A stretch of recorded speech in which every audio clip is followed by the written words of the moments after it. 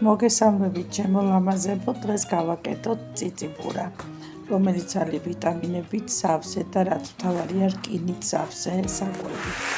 გაგჭირდება 1 ჭიქა წიწიბურა, გასუფთავებული რა თქმა უნდა, რომ არ გქონდეს რაიმე კენჭი და იგივე ჭიქით, რომ ჭიქითაც დარწყავთ წიწიბურას, იგივე ჭიქით 3 ჭიქა წყალი.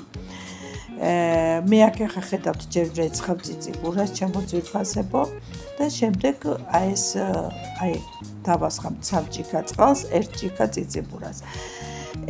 მე ვაკეთებ ამ ანალოგიით და გამოდის მართლაც არაჩვეულებრივი.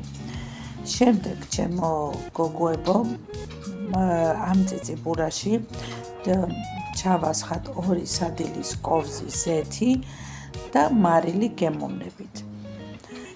შემდეგ შემოვდგათ ცეცხლზე, არც მაღალ, არც დაბალ ცეცხლზე, საშუალოზე და რო წამოდუხდება, აი ხედავთ რომ უკვე წამოდუხდა ჩვენი წიწიბურა, შემდეგ დაუწიოთ ცეცხლს.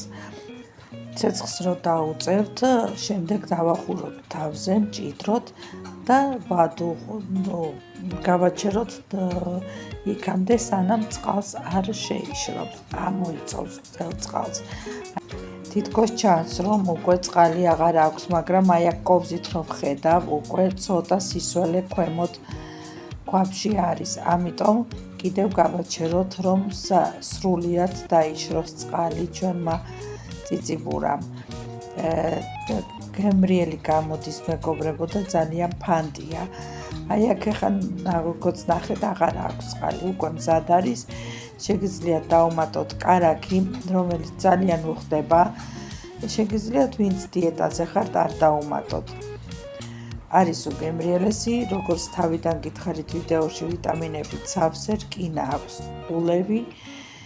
გემრიელად მიირთვით ჩემო მეგობრებო, მე კიდე შემდეგ გემრიელობა ვიდეომდე გემშვიდობებით. კარაქი მე დავუმატებ 50 გრამი.